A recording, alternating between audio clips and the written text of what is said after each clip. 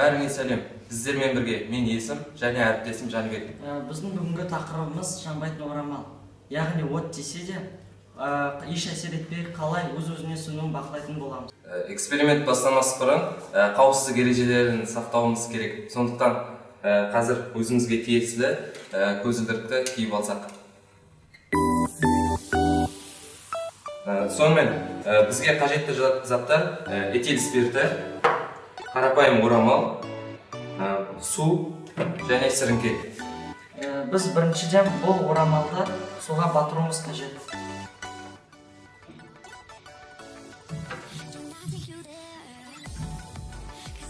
Батырып болғаннан кейін біз бұл орамалды сығамыз. Және этил спиртін бір ыдысқа құямыз.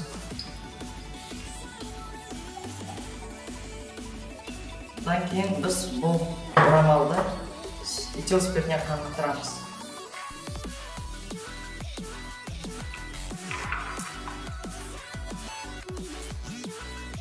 Енді біз осы сіріңке арқылы от тұтандырып, бұл қаныққан орамалға тигіземіз.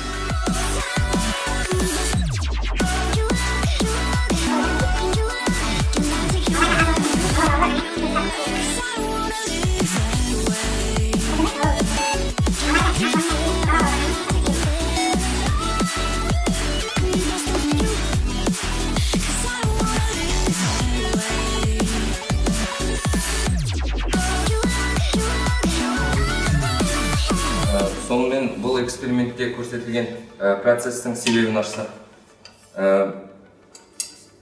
Химиялық формуласы С2H5OH болатын этил спиртіне тиген от, онымен бірге сөніп кетеді.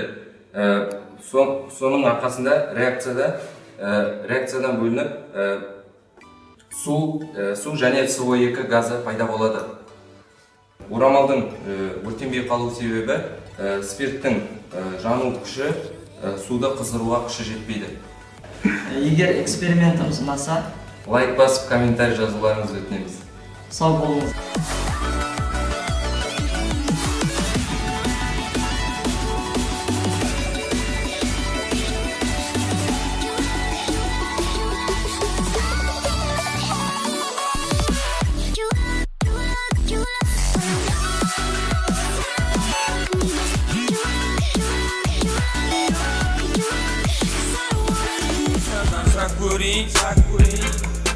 Айлық ішкенін қайдан білейін, жұмыстастардан сұрақ көрейін.